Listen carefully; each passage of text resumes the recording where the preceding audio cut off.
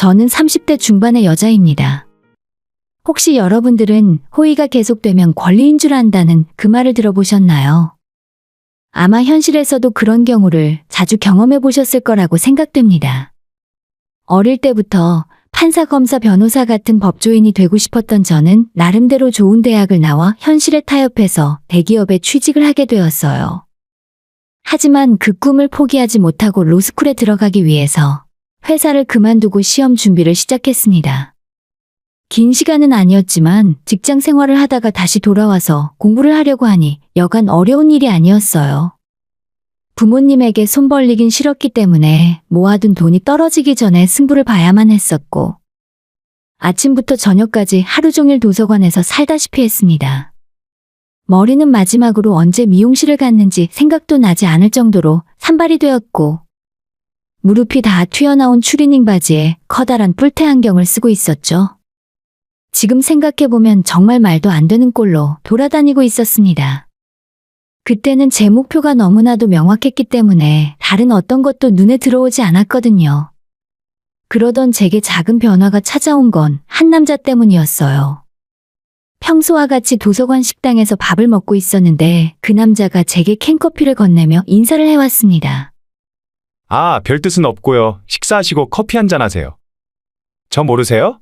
몇 달 전부터 매일 마주친 것 같은데. 커피를 하나 샀더니 하나 더 주더라고요. 아, 네, 알죠. 감사합니다. 잘 마실게요. 머쓱해서 아는 척 대답을 하긴 했지만 저는 처음 보는 사람이었습니다. 한참 뒤에 생각을 해보니 제가 몇 달 동안 공부를 하면서도 주위에 누가 있는지 누굴 마주치며 지내는지 전혀 주변 상황을 신경을 못 쓰고 지냈구나 싶었어요. 그렇게 안면을 트게 된 저희는 가끔 만나서 같이 점심을 먹었고 얼굴 보면 인사도 하고 공부하는 중에 커피도 같이 마시는 그런 사이가 되었습니다. 그렇다고 해서 엄청 친하게 지내는 사이까지는 아니었고 그냥 얼굴은 아는 사이 정도의 심심한 사이였죠. 시험 스트레스로 저는 멘탈이 제 정상이 아니었기 때문에 거의 매일 한숨만 푹푹 쉬면서 살고 있었습니다.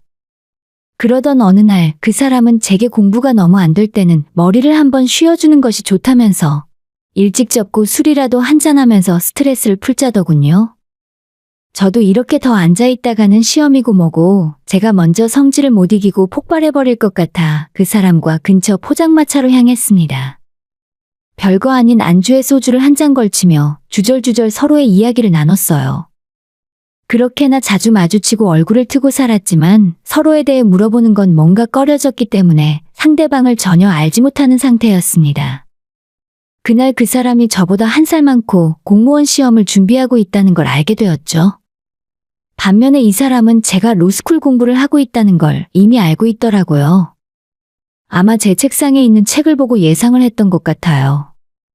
간만에 술자리는 복잡했던 제 머릿속을 싹 정리할 수 있게 만들어주었고 다음 날부터 다시 상쾌한 기분으로 공부를 할 수가 있었습니다. 그 단 한 번의 술자리 이후 우리 두 사람은 예전보다 훨씬 더 친밀한 사이가 되었죠. 쉬는 시간에 잠시 10분 정도 대화를 나눌 친구 하나쯤 있다는 것도 힘든 수험 생활 기간에 나쁘진 않았어요. 같이 점심 먹고 커피 마시며 서로를 응원하는 좋은 사이가 되었습니다. 하지만 만남이 있으면 이별도 있는 법, 저보다 먼저 공무원 시험에 합격한 그 사람이 먼저 도서관을 떠나게 되었고, 그의 빈자리는 제가 생각한 것보다 훨씬 더 크게 느껴졌습니다. 애초에 별 사이는 아니었기 때문에 괜찮을 줄 알았는데, 한동안 도서관에 가면 혹시 오늘은 오지 않았나 두리번거리며 찾게 되더라고요. 여느 때와 같이 도서관에서 시험 막바지 준비에 열을 올리고 있던 어느 날, 누군가 저를 등 뒤에서 톡톡 건드렸고 제가 뒤를 돌아봤더니 그 사람이 웃으며 저를 보고 있었습니다. 잠깐 이야기 좀 하자고 해서 휴게실로 나왔는데 이 남자는 무사하게 임용되어 일을 시작한 상태였고 그동안 제가 말동무를 해주었기 때문에 시험에 합격할 수 있었다며 고마움을 표하고 싶다고 말했습니다. 사실 그 전에 일찍 찾아오고 싶었는데 시험 공부 집중하는데 방해가 될 것 같아서 많이 망설였다고 해요. 그러면서 공부할 때 먹으라며 비싼 초콜릿 한 상자를 제게 건네주었어요. 이제 곧 시험이시죠? 시험 잘 보세요. 그리고 시험 다 끝나면 오랜만에 술 한잔 해요. 제가 할 말도 있고 맛있는 거 사드릴게요.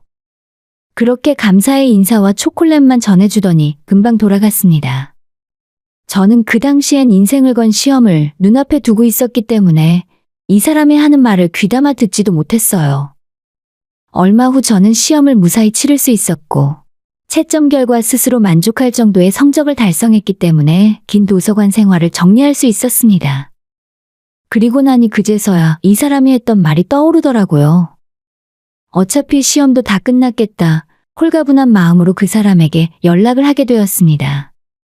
며칠 후에 술 약속을 잡고 나가게 되었는데 너무 편하게만 생각했었기 때문에 저는 평소대로 추리닝 바람에 나가고 말았어요. 약속 장소에서 만난 그 사람은 평소 도서관에서 마주치던 모습이 아니라 옷을 깔끔하게 쫙 빼입어서 몰라보겠더라고요. 오랜만이에요. 얼굴이 좋은 걸 보니 시험을 잘 봤나 보네요. 저를 보며 환하게 웃는 그 모습을 보고 순간 살짝 설레었습니다. 할 말이 있다던 그 사람은 결국 그날 제게 고백을 했고 그날 분위기가 너무 좋아서 저도 바로 승낙을 해버리고 말았습니다. 그렇게 시작된 연애는 생각보다도 훨씬 더 잘 맞았어요. 공무원이던 그 사람은 제가 로스쿨 입시와 면접 준비하는 동안 헌신적으로 저를 서포트해 주었고 날이 갈수록 이 사람이 점점 더 마음에 들었습니다. 사실 그때는 아직 입시도 끝나지 않은 상황이었고 제가 로스쿨에 들어간다고 해도 당장 돈을 버는 게 아니라 몇 년 더 공부를 해야 하는 입장이라서 솔직히 연애가 부담스러운 것도 사실이었어요. 아마도 이 남자가 성격이 급하고 우리 관계를 발전시키고 싶어 했더라면 저는 제가 부담스러워서 더 만나지 못했을 것 같아요. 하지만 매 순간 저를 배려해주고 묵묵하게 뒷바라지해주며 기다려주었기 때문에 이 사람을 보며 저는 더 크게 동기부여가 되었습니다.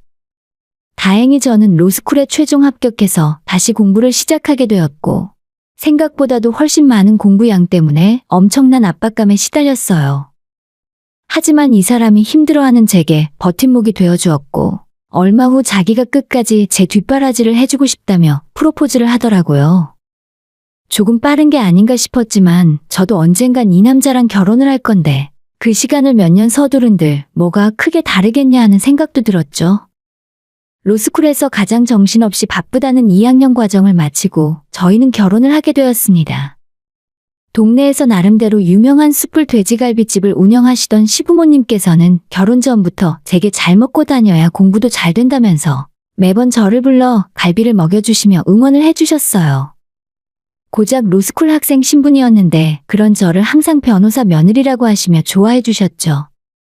결혼 이후로 마음이 안정되고 든든한 버팀목이 있어서 그런지 공부도 훨씬 더 잘할 수 있었고 무사히 나머지 과정을 다 끝마칠 수 있었습니다.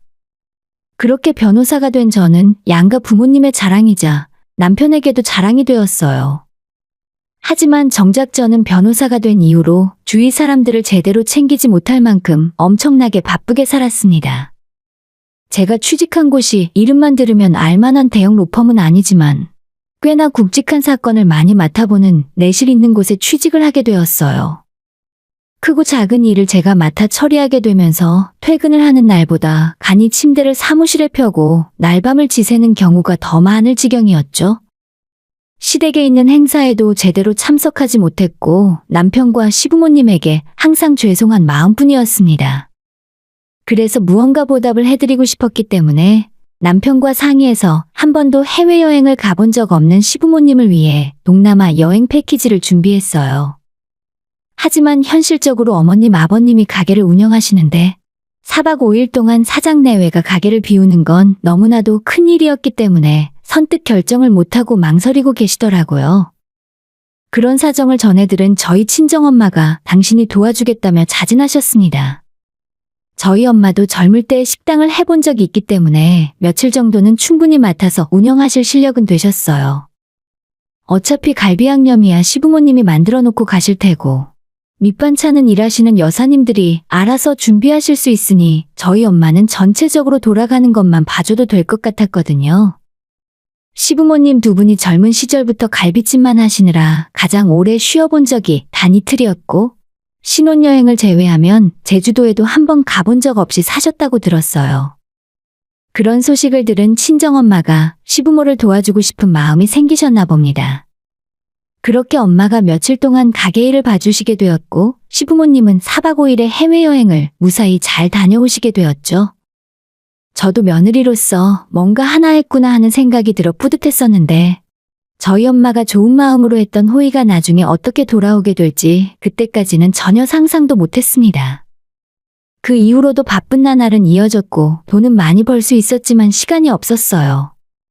식구들에게 제 성의를 금전적으로밖에 표현 못하는 날이 이어지자 처음엔 괜찮다며 제가 주는 선물을 거절하던 시댁 식구들도 시간이 갈수록 요구사항이 점점 늘어갔습니다. 아가, 너 바쁜데 연락해서 미안하다. 내가 지금 친구들 모임에 나왔는데 우리 며느리가 잘 나가는 변호사라고 하니까 다들 안 믿잖아. 내 친구들한테 인사도 할 겸 너가 오늘 여기 식비 좀 계산해주면 안 될까? 이것저것 사달라고 하시는 것도 많았고 이런 식으로 어머님 아버님이 본인들의 자랑을 위해서 저를 이용하시는 적도 한두 번이 아니었죠. 밥값 계산하는 게 큰일은 아니었지만 저와 미리 상의도 없이 당연하듯 식사비 계산이나 필요한 걸 사달라 하는 시부모님의 태도가 조금 신경 쓰이기 시작했습니다. 이대로 가면 가족들끼리 맘상하는 일이 생기겠다 싶어 며칠 후에 쉬는 날을 이용해 어머님 댁에 들러 제 생각을 말씀드렸어요. 어머님 죄송한데 앞으로 이런 부탁은 조금 자제해 주셨으면 좋겠어요. 사전에 아무런 말씀도 없이 이러시니까 곤란한 경우가 한두 번이 아니에요. 얘 말하는 것 좀 봐라. 시애미가 친구들 모임에 며느리 자랑 좀 했기로써니 그게 뭐 큰일이라고. 너 하나 변호사 만들려고 우리 식구들이 얼마나 고생했는 줄 몰라? 어머님이 화를 내니 옆에 있던 아버님도 한마디 거들었습니다. 그거 밥 한 번 살 수도 있는 거지. 돈이 아까워서 그러냐? 솔직히 말해서 우리 식구가 너 뒷바라지 안 했으면 변호사 될 수나 있었겠냐? 그 말이 어이가 없긴 했어도 사실 남편의 뒷바라지가 없었던 건 아니라서 굳이 그 문제로 싸우고 싶진 않았습니다. 뭐라 더 따지고 싶었지만 괜히 싸움만 커질 것 같아 그냥 조금만 주의해달라 말을 하고 집으로 돌아왔어요. 하지만 그 이후로도 시어머니께서는 수시로 연락을 하셔서 마치 제가 현금 지급기라도 된 것처럼 수십만 원에서 100만 원도 넘는 돈을 빌려가셨습니다. 말이 좋아서 빌려달라고 하는 거지 언제 갚겠다는 기약도 없었습니다. 제가 변호사긴 하고 수입이 적은 편은 아니지만 엄청나게 돈을 버는 것도 아니고 그저 월급을 받을 뿐이거든요. 어머님 요구가 부담스러울 때가 많았지만 시어머니께서 나중에 갚겠다며 돈을 빌려달라고 하는데 안 주고 안면몰수할 수도 없는 노릇이었죠. 그런 상황에서 시간은 계속 흘렀고 저도 어느새 변호사 일을 한 지 5년이 되었습니다. 이제는 일도 요령이 생겼고 회사에서도 어느 정도 자리를 잡게 되었어요. 잡다한 일을 대신 처리해줄 사람이 생기니 시간적인 여유도 많이 생기더라고요. 이제야 주변 사람들을 좀 챙기려고 했는데 최근 들어 친정엄마 몸이 안 좋다는 이야기를 듣게 되었습니다. 허리도 아프고 무릎도 아프다고 하시는데 조만간 평일에 엄마를 모시고 병원에 한번 가야겠다는 생각이었죠. 며칠 후 쉬는 날에 엄마가 좋아하는 수박을 사들고 친정에 갔더니 아프다는 엄마는 온데간데 없고 아빠만 계셨습니다. 뭐야, 왜 아빠만 있어? 엄마는 무릎 아프다고 하더니 어디 가셨는데? 아빠는 그날 저에게 충격적인 이야기를 해주었습니다. 엄마가 너한테 절대 이야기하지 말라고 해서 나도 가만히 있었는데 저번에 사돈댁 여행 갈 때 네 엄마가 가게 봐준 적이 있었잖아. 그 이후로 심심하면 가게 일 좀 도와달라며 불러대더라. 내가 가지 말라고 해도 너가 시댁에서 미움받을까봐 미련하게 나가더라고. 그 말을 듣는데 저는 순간 머리가 띵해질 정도로 화가 났습니다. 왜 우리 엄마가 시어머니 가게에 나가서 일을 한다는 건지 이해할 수가 없었고 저는 그 사실을 지금까지 왜 모르고 있었을까 싶었어요. 저는 당장 시부모의 가게로 달려갔습니다. 점심시간이 거의 끝나가는 상황이었는데 시어머니는 카운터에 앉아 있었고 우리 엄마가 주방 한 구석에서 하얀 고무장갑을 끼고 설거지를 하고 있더라고요. 응? 너가 이 시간에 여긴 웬일이야? 아, 너희 엄마 찾으러 왔어? 오늘 낮에 일하는 아줌마 하나가 못 나온다고 연락이 왔지 뭐냐? 사돈댁이 언제든지 나와서 도와줄 수 있으니 얼마나 든든한지 몰라. 저를 보고 아무렇지도 않게 헛소리를 하는 시어머니에게 소리를 버럭 질러버렸습니다. 왜 우리 엄마가 여기에서 설거지를 하고 있어요? 어머님이 시키셨어요? 아직 홀에 손님이 몇 테이블 있었는데 제가 소리를 빽하고 지르자 갑자기 일순간에 다들 조용해졌어요. 주방에 있던 엄마가 제 목소리를 듣고 깜짝 놀라 뛰어나와서 오히려 저를 말리며 가게 밖으로 끌고 나갔습니다. 내가 나온다고 했어. 내가 나와서 돕겠다고 한 거야. 그만해. 엄마가 저를 말렸지만 이미 제 눈이 완전 뒤집어진 상태였습니다. 마치 저 때문에 이 고생을 하는 것 같아서 죄송한 마음에 눈물도 펑펑 흐르더군요. 일단 저는 엄마를 모시고 집으로 다시 데려다 드렸습니다. 내가 이때까지 뭘 위해서 살아온 건지, 변호사 일을 하며 남 억울한 일 힘든 일 도와주며 살았는데 정작 내 부모가 이런 꼴을 당하며 살고 있는 줄은 전혀 몰랐죠. 엄마가 기껏 이런 꼴을 당할 줄 알았다면 변호사고 뭐고 하지 않았을 거예요. 이건 도저히 그냥 넘어갈 수 있는 일이 아니라고 생각했습니다. 엄마를 모셔드리고 저는 다시 가게로 달려갔고 제가 한바탕 뒤집어 놓은 걸 들었는지 시아버지와 남편도 가게에 나와 있었습니다. 어머님 저한테 설명 좀 해보세요. 왜 우리 엄마가 주방에서 설거지를 하고 있었냐니까요. 아니, 아까도 이야기했잖아. 우리 주방 아줌마 하나가 오늘 못 나온다고 해서 주말인데 손님도 많고 사돈한테 도와달라고 부탁한 거야. 내가 공짜로 부려먹는 것도 아니고 왔다 갔다 차비는 챙겨드렸다. 나중에 알게 된 일이지만 시어머니가 우리 엄마한테 차비랍시고 챙겨주는 돈이 겨우 하루에 10,000원이었어요. 가게가 가장 바쁜 시간에 불러서 4-5시간씩 일을 시켰으면서 고작 10,000원 주고 부려먹었다니 진짜 눈이 뒤집힐 것 같았습니다.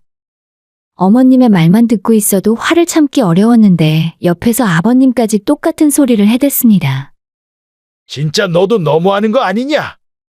집에서 놀고 있는 사돈댁 불러서 운동도 시키고 용돈도 주는데 고마워하지는 못할 망정 대체 뭐가 문제야? 너는 위아래도 없냐? 하지만 정말 저를 화나게 했던 건 언제나 제 편을 들어줄 것 같았던 남편이 이번에는 자기 부모 편을 들고 있었던 거죠. 당신도 이제 그만 좀 해. 아무리 화가 나도 그렇지. 우리 엄마 가게에 손님도 있는데 그게 뭐 하는 짓이야? 돈 적게 줘서 그래? 대체 얼마를 원하는데? 내가 장모님한테 그 돈 주면 될 거 아냐? 이 인간도 이미 시어머니가 친정엄마 불러서 일 시키는 걸 알고 있었던 눈치였고 남편의 기가 막힌 소리에 저는 이 집안 인간들에게 온갖 정이 다 떨어져 버리고 말았습니다. 기왕 이렇게 된 거 제대로 칼춤 한번 추는 게 좋겠다고 생각했죠. 알겠어. 분명히 돈 준다고 했지? 내가 뭐 하는 사람인지 잠깐 까먹었나 본데. 너희 집안 식구들은 적당히를 모르네. 저는 더 이상 말로 할 필요 없다 생각이 들었고 그냥 제가 할 수 있는 걸 하기로 마음을 먹었습니다. 일단 엄마를 불러서 일을 시키면서 근로계약서도 쓰지 않았을 뿐더러 최저임금은 당연히 지켜지지 않았죠. 꼼꼼한 성격의 우리 아빠가 엄마 나가서 일하는 시간을 전부 기록해두고 있었기 때문에 바로 돌아오는 월요일에 노동부에 정식으로 신고를 넣었어요. 그리고 구청에 위생신고를 넣었고 가게 안에 현금 결제를 유도하면서 결제 금액의 5%를 할인해준다는 문구가 적혀있는 것을 사진 찍어서 국세청에 현금 탈세 신고를 함께 넣었습니다. 남편이 뒤늦게 이 사실을 알게 됐고 가족끼리 치사하게 어떻게 이러냐며 자기 식구들이 제가 변호사 되도록 뒷바라지 다 해줬는데 은혜를 원수로 갚는다 하더라고요. 뒷바라지? 당신 엄마 가게에서 갈비 몇 번 얻어먹은 거? 그거 얼만데? 내가 돈으로 줄게. 공부하는 내내 내 돈으로 했고 친정에서 학비랑 생활비 지원을 받으면 받았지 당신 네 식구들한테 돈 한 푼 받은 적이 없어. 말은 똑바로 해. 매번 뒷바라지 해줬다고 하는데 대체 뭘 해준 건데? 저는 남편에게 이혼을 선언했고 그제서야 상황의 심각성을 깨달았는지 일단 저보고 진정을 좀 하라더군요. 어차피 남편과 이혼하는 마당에 예전부터 어머님이 저한테 50만 원, 100만 원씩 빌려달라고 해서 가져간 돈까지 전부 하나하나 찾아서 대여금 반환 청구 소송까지 함께 진행했습니다. 당연히 그간의 이자까지 넉넉하게 얹어서 내용 증명을 보냈어요. 어머님이 이게 무슨 돈이냐며 자기가 언제 돈을 빌렸냐고 잡아떼더라고요. 이미 카톡에 돈 빌려달라고 하는 증거가 차고 넘치게 있는데 아니라고 우겨봐야 뭐 하겠습니까? 저랑 소송으로 가고 법으로 싸워서 이길 수 있으면 어디 끝까지 해보시라고 했죠. 원금과 이자를 포함하니 금액이 4천만 원이 조금 넘었습니다. 저희 엄마한테 줄 돈 2,500까지 함께 한 푼도 깎아주지 않고 이혼하기 전에 전부 받아내고 말았습니다. 남편과는 다행히 소송까지 가는 일 없이 협의 이혼으로 끝냈어요. 같이 살 때는 몰랐는데 헤어지고 나니 뭐 저런 인간들이 다 있나 싶더라고요. 그동안 바쁘다는 핑계로 엄마가 사돈 가게에서 불판을 닦고 있는 줄도 몰랐던 제 자신이 너무 미웠고 제 걱정 때문에 아내도 될 일까지 하며 제대로 된 보상도 받지 못한 엄마에게 너무 미안한 마음이 들었습니다. 이제 다 끝났고 앞으로는 친정집에 못했던 효도하면서 제 할 일 열심히 하고 살아야겠어요. 지난 일을 다 털어놓고 나니 속에 꽉 막혔던 것들이 조금씩 풀리는 기분이 드네요. 여기까지 제 이야기를 들어주셔서 감사합니다. 오늘의 사연은 여기까지입니다. 구독과 좋아요, 알림 설정 부탁드려요. 다들 행복하시고 좋은 하루 되세요.